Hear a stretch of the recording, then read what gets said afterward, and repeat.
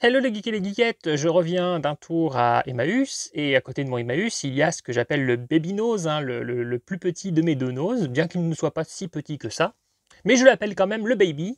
Alors dans mon Emmaüs, j'ai pris une fringue, vous allez peut-être pas super bien voir, mais voilà, une fringue un peu rock comme ça, avec ça sur les épaules, la petite, le côté corsé comme ça là, sur les épaules, un petit pentacle là qui se balade à la fermeture. Bon voilà, des fringues rock comme j'aime. Donc ça je l'ai eu pour 2 euros. Ensuite à 1 euro pièce les CD, il y avait ce coffret, hein, donc j'ai payé 2 euros puisqu'il contient 2 CD. Dionysos, alors le fourreau je vais pas le garder parce que je le trouve pas top du tout. Je préfère garder comme ça. Donc on a l'album Monsters in Love et La mécanique du cœur. Donc Dionysos c'est le groupe de Mathias Malzieu. Alors Monster in Love, j'ai déjà eu le temps de l'écouter. En plus, il y avait le titre Tes lacets sont défaits que je connaissais déjà, donc j'aime plutôt bien. Et La mécanique du cœur, je ne l'ai jamais écouté et je me rends compte qu'apparemment c'est avec pas mal de duos, dont Olivia Ruiz, Rossi de Palma, Grand Corps Malade, Jean Rochefort, Alain Bachung, plusieurs fois Olivia Ruiz, ce qui me convient puisque c'est Olivia Ruiz que je préfère dans les duos. Il y a aussi Eric Cantona. Voilà, donc ça je découvrirai. On m'a beaucoup conseillé le film d'animation, très influencé par l'univers Burton, hein, Mathias Malzieu. Mathias Malzieu, j'avais lu son roman, son mini-roman, qui était vachement bien écrit.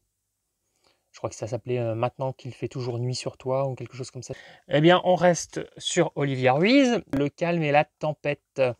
Ça, c'est un album de 2012, hein. Je n'avais pas celui-là, je dois en avoir 4 ou 5 des albums en comptant les lives. Voilà, celui-ci, je ne l'avais pas, je n'étais jamais tombé dessus. Donc voilà, je le rentre dans la collecte.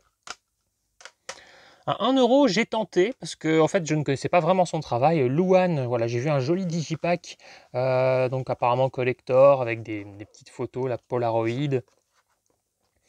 C'est une artiste, j'étais sûr d'avoir déjà entendu des titres à la radio, mais sans savoir que c'était elle, je savais qu'elle cartonnait. Je me suis dit, bah tiens, pour 1 euro, vu que j'écoute beaucoup de musique, je vais le tenter. Si au pire j'aime pas, c'est un digipack, c'est Louane, ça a du succès, je leur vendrai facilement le même prix pour me rembourser. Puis j'ai écouté, en fait, voilà, c'est plutôt sympa. Je vais garder, à 1 euro, ça va. Et effectivement, oui, il y a des titres que je connaissais comme Maman, tout ça, mais je ne savais pas que c'était elle. Je trouve qu'il y a beaucoup de voix quand on n'est pas au courant, on entend à la radio, il y a beaucoup de chanteuses qui sont un petit peu interchangeables, ce qui ne veut pas dire que ce qu'elles font c'est mauvais, hein, mais juste, voilà, j'avais pas forcément retenu qui était qui, à quelle chanson correspondait quelle chanteuse. Donc voilà, j'ai enfin écouté du Louane, je me représente enfin un peu mieux ce qu'elle fait. Bah ouais, c'est sympa. Ensuite, j'étais content de trouver Mademoiselle K, Ça me vexe, hein. C'était l'album que j'avais le plus envie d'avoir parce que justement, il y a la chanson Ça me vexe que j'ai écouté en boucle à une époque. Ensuite, Loudoyon, l'album, alors Places, hein, je suppose qu'il se prononce en anglais puisqu'il y a beaucoup de chansons en anglais. L'album de Loudoyon qui était 9 sous blister, mais je l'ai déjà déblisté. Loudoyon, c'est une nana que j'ai connue d'abord en tant qu'actrice dans le film Mauvaise Fréquentation, un film français que j'aime beaucoup, basé sur un fait réel. Je connaissais pas trop son travail en tant que chanteuse. Là, du coup, j'en ai profité. J'ai déjà écouté. J'écoute beaucoup de musique, hein. Dès que j'ai des trucs à faire, genre de la vaisselle ou je ne sais quoi, enfin des trucs où je peux pas avoir un œil sur l'écran de télé, je mets de la musique. Donc pareil, à 1 euro, c'est sympa. À 1 euro, je vais avoir l'occasion de découvrir parce que j'en ai beaucoup entendu parler. Yodelis, j'ai jamais trop écouté, j'ai dû entendre 1 ou 2 titres. Alors ça, c'est l'album Cardioïde. J'arrive pas à savoir si c'est un N ou un R. La typo est un peu spéciale. Voilà, bon, un digipack de Yodelis, en sachant qu'à chaque fois que je les vois dans mon Easy Cash, ils sont à 6-7 euros les Yodelis. Je me rends compte que c'est assez coté. Donc là, à 1 euro, j'ai pris.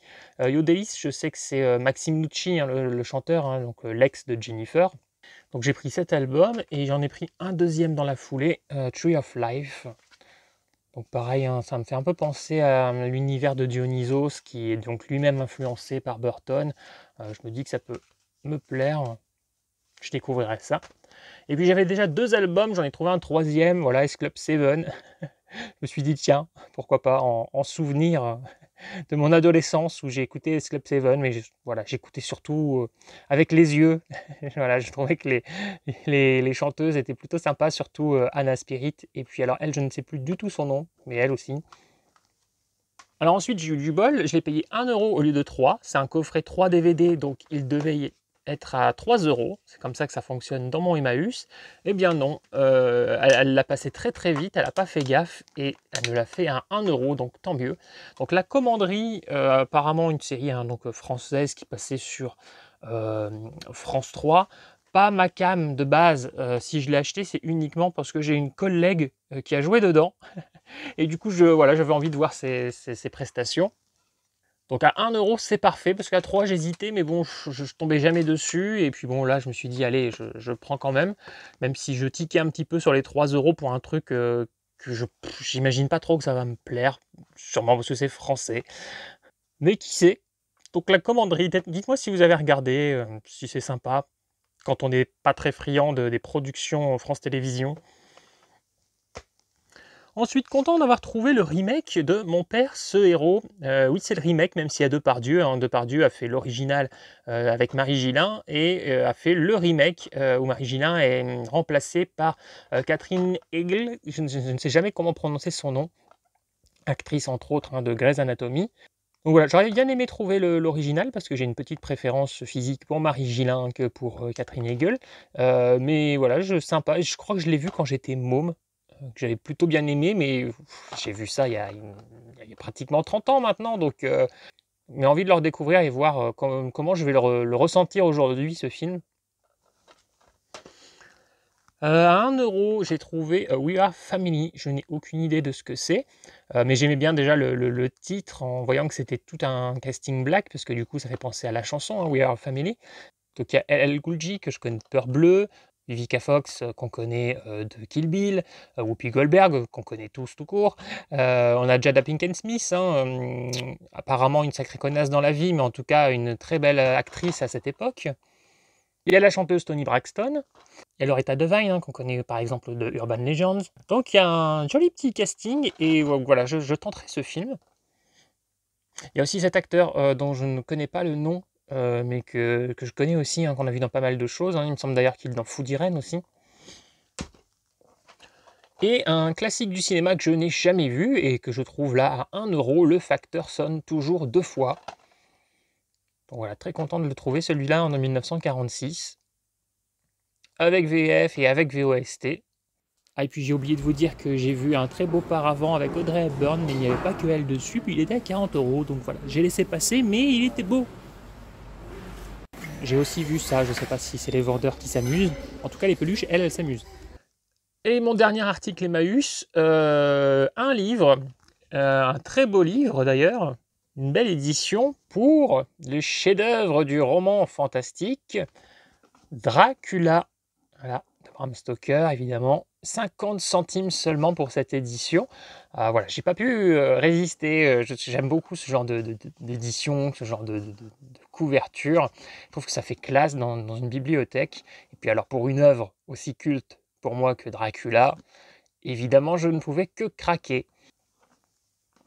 Et le seul article, j'en ai acheté qu'un dans mon Baby Nose. Petit clin d'œil au QG de Jessie, puisqu'il y a Maggie Chung, c'est les guerriers du temps. Voilà, donc à 1 €. Je trouve qu'en ce moment, les DVD et même les Blu-ray à Nose sont un peu chers, hein, ils ont augmenté, je trouve.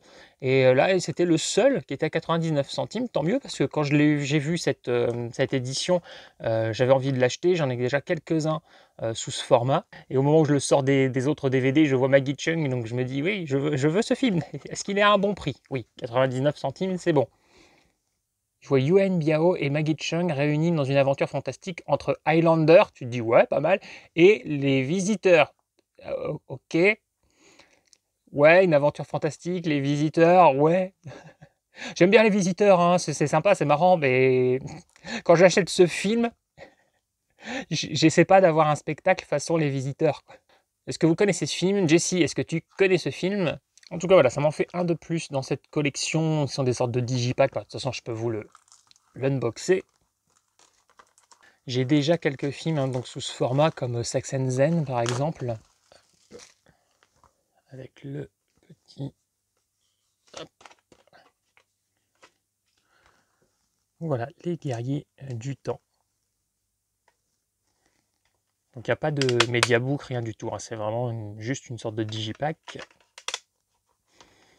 Plutôt sympa cette idée de faire une affiche comme ça, en horizontal et une en verticale.